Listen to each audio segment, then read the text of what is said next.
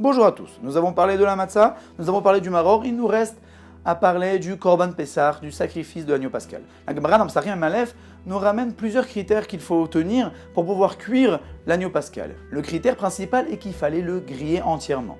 Il ne fallait ni le bouillanter, ni le griller à moitié. Et même après avoir grillé, nous n'avons pas le droit de les bouillanter après, ou même les bouillanter avant et le griller après. Une des raisons que l'agneau pascal devait être grillé, c'est pour bien faire comprendre aux Égyptiens que nous étions en train de sacrifier leur idole.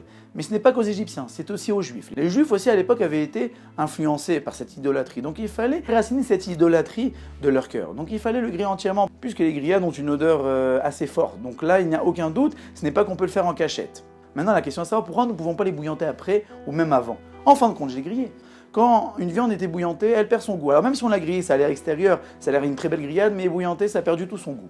Pour nous dire que c'est bien beau de faire des actes extérieurs, mais aussi il faut déraciner l'idolâtrie à l'intérieur. Alors vous allez me dire, bon, on n'est plus idolâtre de nos jours.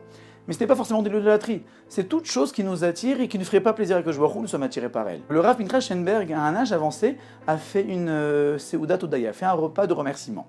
Les gens lui ont demandé pourquoi tu fais ce repas de remerciement. Il dit, vous savez, quand j'étais petit, j'adorais le baseball. Les Yankees étaient mon équipe préférée. Et il y a une semaine, je me trouvais dans un taxi et j'ai entendu que les Yankees ont gagné la coupe. Et ça ne m'a rien fait. C'est pour ça que je fais cette Seudat Odaya, ce repas de remerciement.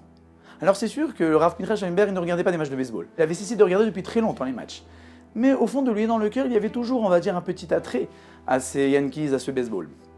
Et le jour où il a réussi à le déraciner, cette petite idolâtrie, cette chose qui a priori ne ferait pas plaisir à Akadosh Baruch Hu, qu'il soit attiré par elle, alors là il a fait Seudat Odaya. Une autre personne m'a dit que lors de la Coupe du Monde, c'était pendant les 3 semaines de la destruction du Beth Amikdash, le Ben Hametzarim, il n'a regardé aucun match. Et là je lui ai demandé mais pourquoi tu ne regardes pas les matchs? Et il m'a dit regarde, on est pendant les 3 semaines où nous sommes en train de, si on peut dire ça comme ça, célébrer le deuil de la destruction du temple. Qui nous a détruit les temples? C'est les autres nations. Et je vais regarder un loisir que les autres nations s'adonnent et je vais m'esclaffer dessus.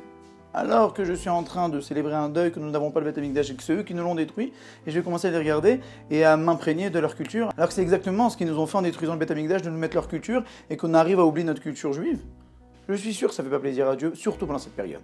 Et donc de la même manière que le korban pessah devait être aussi bien grillé à l'intérieur qu'à l'extérieur pour bien extirper cette idolâtrie de notre cœur, alors nous aussi nous devons non seulement ressembler à un juif à l'extérieur, mais aussi à l'intérieur.